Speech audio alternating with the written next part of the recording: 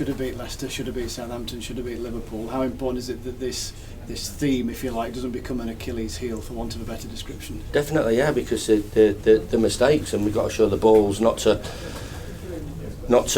make the mistakes. And that's all about temperament. That's all about mentality, because the game's the same. You know, whether we put a ball in the box and we miss the first man out, or we don't, we put a quality ball in, or we finish with a shot, or you know, we don't let something squirm under our body, or we don't give the ball away in cheap areas. You know, these are nothing to do with who we're playing against. These are, you know, mentality things that, yeah, of course, it has stepped up when we're playing Premier League football, and there is more pressure. But the ones that come through it and make themselves Premier League footballers are the ones that today shine and come out and say, you know, I've played a part in a huge win for my team, and produce in the key moments. And this is the thing going right away through now. They look at all our 3 defeats. They've been self-inflicted. We've been up against quality opposition, especially 2 out of the 3 at Bramall Lane, but they've been self-inflicted.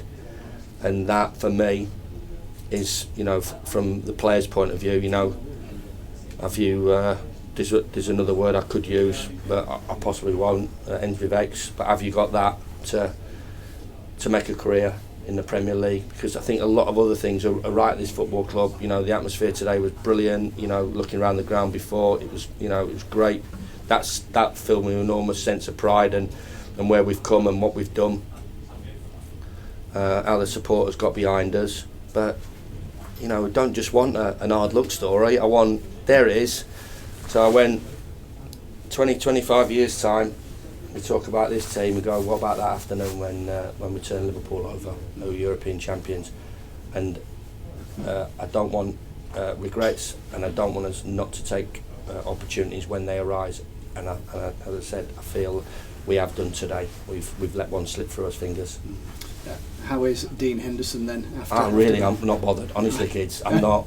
I've been asked that question 3 times now. I'm not bothered about anybody. Nobody's bothered about me. I'm not bothered about any of them. You know, this is how it is. Get on with it, you know, and be better. To be fair to him, historically, he's made a mistake last year and came back fantastically well. He made one against Leeds, made one, you know, a couple against Villa, and he comes back, so he's all right. I'm not here to rub his head as well, you know. He's a good goalkeeper, and if he wants to play at the highest level, he wants to play for England. He wants to play for Manchester United in big games. He's got to be faultless, and that's a challenge for him. And if we want to win games of football and get what we feel our performances deserve, yeah, we've got to be close to faultless as well. And that's what I'm looking at and looking for.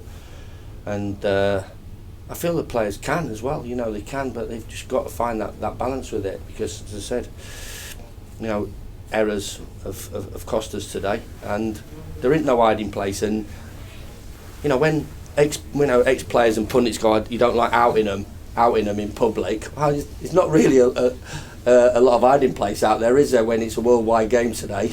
And I can't really, you know, sort of gloss over it. He's made a huge mistake, and so has Leon, and so has John Flake, and so has some others in big moments. So yeah, it's not down to him, but it's down to you know, the individuals, that if they take that opportunity, take that chance, then we get points on the board, and we can talk about, as I said, in 20, 25 years time, or it might be 5 years, might be next year, how long it can be, you know, that we've got a result.